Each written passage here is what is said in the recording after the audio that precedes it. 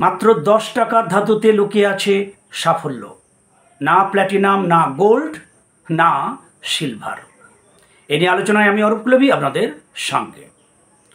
বন্ধুরা, কেউ প্ল্যাটিনাম ডিটারমিনেশনের কথা ইউজ করেন, কেউ গোল্ড ডিটারমিনেশনের কথা বলেন, না সিলভার ডিটারমিনেশনের কথা বলেন। কিন্তু এত দামি দামি ধাতু, এদের নিয়ে এই কথা বলা হয় না। কিন্তু আয়রন ডিটারমিনেশনের কথা ডেফিনেটলি সবাই বলেন। লৌহ দৃঢ় সংকল্প। যারাই আমরা অনেক প্রচেষ্টার পরেও কোনো কাজে সাফল্য না পাই, তার যদি কারণ খুঁজি আমি আপনি সবাই, তার একটাই উত্তর পাব: দৃঢ় সংকল্পের অভাব।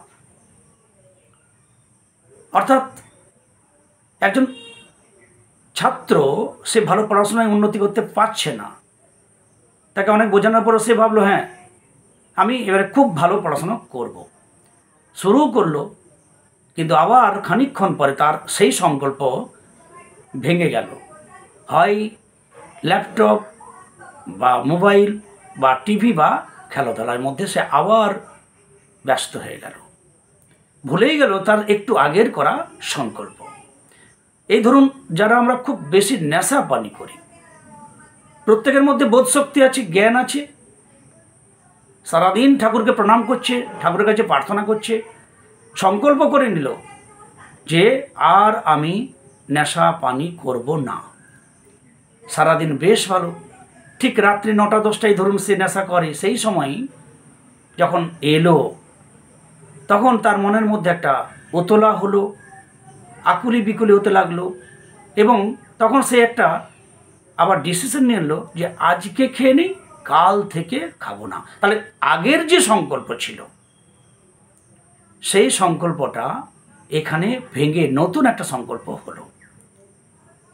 ওই আগের সংকল্পটাকে যদি লৌহ দৃঢ় আয়রন ডিটারমিনেশন করা যায়, তাহলে আর পৃথিবীর কোনো প্রলোভন, কোনো প্রতিবন্ধকতা আমাদের এই সংকল্পকে ভেঙে দিতে পারে না। লৌহ একটা রিং ধরুন 10 টাকা মূল্য, বাজারে একদম 10 টাকা 10 টাকা 10 টাকা যেন একদম সহজেই পাওয়া যায়। আপনি এই লৌহ রিং, 10 টাকার একটা লৌহ রিং আপনি আনুন। কেন আনবেন, কিভাবে এখান থেকে আপনি পাওয়ার পাবেন, তা নিয়ে আমি আপনাকে গুছিয়ে বলছি, একটু ধৈর্য করে একটু শুনবেন। লৌহ কোন গ্রহের ধাতু? না, লৌহ রাহু। এই রাহু গ্রহের ধাতু। রাহু সেই গ্রহ যিনি শুভভাবে থাকলে আমরা যদি হিমালয় দার্জিলিং পাহাড়ে উঠবো মনে করি, তিনি হিমালয় জয় করার প্রবণতা দেন। তাহলে আমরা যা ভাববো তাকে আরও শতগুণে পাওয়ারফুল করে দিতে পারেন এই রাহু গ্রহ। আবার যদি আমরা কেউ নিচে নামবো একটু ভাবি, তাকে শতগুণ নিচে নামানোর ক্ষমতাও এই রাহু গ্রহের প্রভাব আছে। তাহলে রাহুর যদি শুভ প্রভাব আমরা লাভ করি, তবেই আমরা দৃঢ়চেতা, দৃঢ় সংকল্প, লৌহ দৃঢ় সংকল্প, আয়রন ডিটারমিনেশন আমাদের মধ্যে আসতে পারে। তার জন্য লৌহের গুরুত্ব প্ল্যাটিনাম, গোল্ড, সিলভারের থেকে বহুগুণে বেশি। না, এই লৌহ সেই ধাতু, এই পৃথিবীর এমন কোনো বাড়ি নেই, হতদরিদ্র একটা ত্রিপল কাটিয়ে যদি কেউ বসবাস করে, তার সেখানে খুঁজলেও একটা লৌহ, কিছু না কিছু দ্রব্য পাওয়া যাবে। অর্থাৎ এত সস্তার একটা ধাতু, যে ধাতু রাহুর গ্রহের মেটাল বা ধাতু হিসেবে ব্যবহার করা হয়। এই লৌহর একটা রিং বাজার থেকে আনুন। যদি ইচ্ছা হয় মিডল ফিঙ্গারে, মাঝের আঙ্গুলে ধারণ করুন। যদি না ইচ্ছা হয়, আপনার রুমের টেবিলে রাখুন। রোজ ওই রিংটা যখন বাজার থেকে কিনবেন, ওটা দেখবেন একটা মলিন, কেমন মোর্চা ধরে আছে। ওতে একটু যে কোনো অয়েল বা তেল দিন, আর একটা কাপড়ে ঘষুন। 5-7 মিনিট ঘষার পর ওই রিংটার দিকে তাকিয়ে বলুন, যে আমি এই লোহের মতো দৃঢ় সংকল্প, দৃঢ় চেতা হব। রোজ ওই লোহ দণ্ডের দিকে, ওই লোহের রিংটার দিকে তাকিয়ে এর মতো আমি দৃঢ় চেতা, দৃঢ় সংকল্পের অধিকারী হব। এটা মনে মন বলে হয় আংটিটা আবার হাতে পড়ুন, কি টেবিলেই রাখুন। রোজ একবার ওই রিংয়ের দিকে তাকিয়ে ওই লোহ দৃঢ় সংকল্পর পণ নিন। আপনি যখনই দুর্বলতা আসবে মনের মধ্যে, আপনার ওই রিং, ওই লোহদণ্ড আপনাকে সেই স্মরণ করিয়ে দেবে যে আমার মতো শক্তিশালী দৃঢ় চেতা, দৃঢ় সংকল্প তুমি হও। এই সংকল্প কীভাবে ভেঙে যায় না, লোহকে যদি আমরা জলে রাখি, মাটিতে ফেলে রাখি, তাহলে ওই সুন্দর শক্তিশালী লোহ কিন্তু অকালেই মরচে ধরে নষ্ট হয়ে যায়।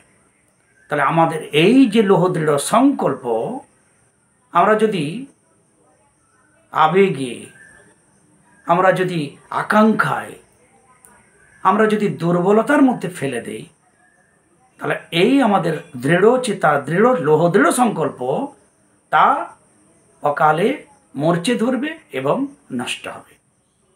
তাহলে আমাদের বন্ধুরা যারা খুবই হতদরিদ্র, তাদের তো আমি বলবো 10 টাকার একটা লোহ রিং কিনে শোধন করে মধ্যমাতে মাঝের আঙুলে ধারণ করুন। রোজ তাকে একটু সরষের তেল বা কোনো তেল দিয়ে, অয়েল দিয়ে, কাপড় দিয়ে যত্ন করে ঘষুন এবং তার ওই রিংয়ের দিকে তাকিয়ে বলুন, আমি জানি তোমার মতো লোহ দৃঢ় সংকল্প, তোমার মতো শক্তিশালী হতে পারি, কোনো অবস্থাতে যেন আমি না ঝুঁকি। এভাবে ওই রিংকে প্রণাম করে কপালে ঢোকে আবার পড়ুন। যারা পড়ার ইচ্ছা নেই তারা টেবিলে রেখে ওই প্রসেসিং করুন। কারণ আমরা যা ভাববো তাই হব। সুতরাং আমাদের ভাবনা যদি সেই দৃঢ় সংকল্প লোহ দৃঢ় করতে পারি, ডেফিনেটলি আমাদের সাফল্য কেউ আটকাতে পারে না, যে অ্যাঙ্গেলে সাফল্য পেতে চাই। এই লোহ হচ্ছে রাহুর রত্ন। তাহলে আপনার রাহু ভালো থাকুক কি মন্দ থাকুক, এই লোহ যে বিরাট শক্তিশালী, প্ল্যাটিনাম, গোল্ড, সিলভারের থেকে, এতে কোনো সন্দেহ নেই। হতে পারে ওরা অনেক দামি, কিন্তু ওই নামে আমরা ডিটারমিনেশন ওয়ার্ডটা ইউজ করি না, যা ইউজ করি আয়রন ডিটারমিনেশন। তাহলে এই লোহ দৃঢ় সংকল্পের জন্য একটি 10 টাকার লোহর রিং হয় ধারণ করে কি টেবিলে রাখুন, যত্ন করুন, রোজ তার দিকে তাকিয়ে মেডিটেশন করুন যে তোমার মতো আমি দৃঢ় চেতা, দৃঢ় সংকল্পের হব, আমি যা ভাবছি তাতে আমি সাফল্য পাবো, পৃথিবীর কোনো কিছু প্রতিবন্ধকতা আমাকে এখান থেকে নাড়াতে পারবে না। যদি নাড়ায় তাহলে আমার এই যে লোহ যেমন মাটিতে জলে ফেলে রাখলে নষ্ট হয়, আমার সংকল্পও নষ্ট হয়ে যাবে।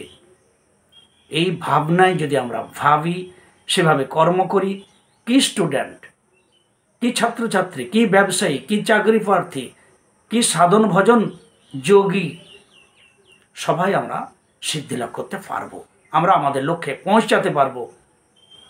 এই লোহ দৃঢ় সংকল্প, আয়রন ডিটারমিনেশনের কথা মাস্টারমশাই স্কুলে বলেছেন কি না?